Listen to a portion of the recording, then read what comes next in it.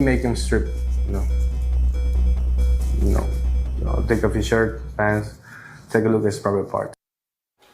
The family of a teen boy who says an NOPD officer forced him to strip is speaking exclusively to WDSU tonight for the first time. That officer has been arrested and his case will take center stage at criminal court in just a matter of hours. Yeah, it is a case that's bringing some questions about how officers are tracked and monitored. WDSU investigative reporter Ari Killian digs into what systems NOPD has to track suspicious patterns.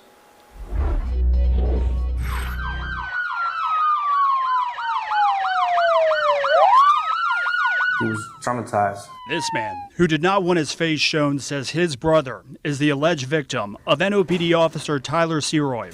He is speaking on his brother's behalf. He make him strip, take off his shirt, pants, take a look at his private parts. He had to look at your brother's private parts? Yeah. Court records we dug into show that allegedly happened after the 17-year-old boy was involved in a car accident in March. Records state Officer Seroy wrote the report. Days later, while leaving school, records show the victim began getting phone calls from a private number. Seroy is accused of being on the line saying, "I need to come see you and check you out." Upset. I was angry. Yes. Yeah, because you're an adult. You're not going to do that to a child. Court records show the officer showed up to the boy's home days after the wreck. Officer Seroy then allegedly instructed the teen to take his clothes off, then to go inside so he could check the rest of his body. The victim, according to the records, said no. Seroy is accused of again telling the victim to go inside in a, quote, elevated tone, so the boy complied out of fear. The victim stated the officer was wearing a body camera and said not to worry. The victim said, "I felt forced, uncomfortable, and didn't know what was going to happen if I didn't do what he said." Everybody was in shock, everybody was concerned about it.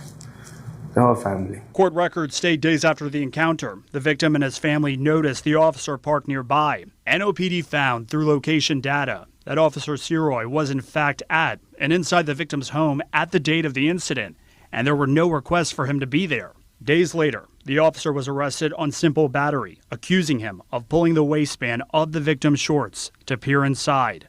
He was also booked on malfeasance in office, unauthorized entry of an inhabited dwelling, and false imprisonment with a weapon. We called the number listed for the officer in court records. Hey there, good afternoon. Is this Tyler Seroy? The person who answered hung up. So when you first got this case, what was your reaction to what the allegations are?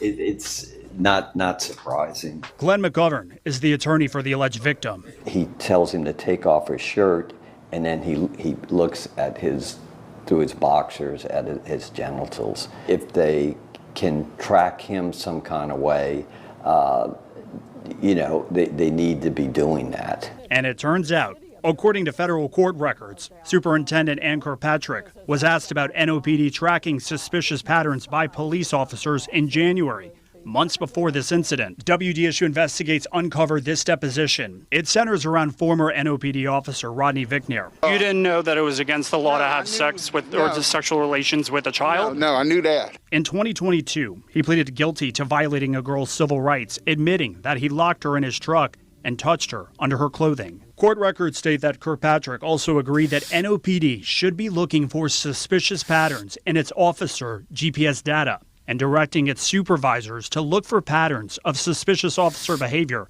in trip sheets, and that it would be a problem if NOPD had no such systems. The attorney filing the suit claims it does not. We requested an interview with NOPD. They declined. They tell us as of January, they've added a training for supervisors to identify patterns and practices that could indicate problematic behavior. They say in addition to supervisors' review of officer body cameras, daily activity sheets, and monitoring officers' activity during a shift, the NOPD utilizes an early warning system that draws data from several different places to determine if an officer is an outlier among their peers. Supervisors are obligated to address any suspicious patterns that are identified. We also asked if NOPD has GPS systems in place to flag suspicious patterns. NOPD says vehicles are equipped with GPS systems, from which data is reviewed by supervisors. If a suspicious pattern is found, it would be reported. NOPD also requires reporting when an officer is responding outside of their assigned sector. which could be a sign of suspicious behavior. I also asked why the system did not immediately flag the March incident involving Ciro. NOPD says there's an ongoing internal investigation.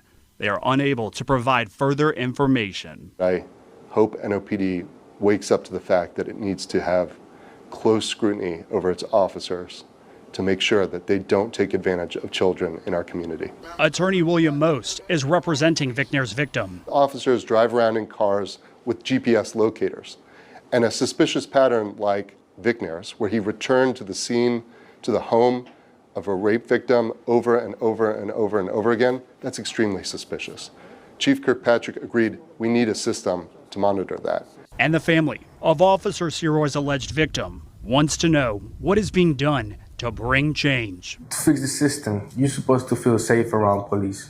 Aubrey Killian, WDSU Investigates.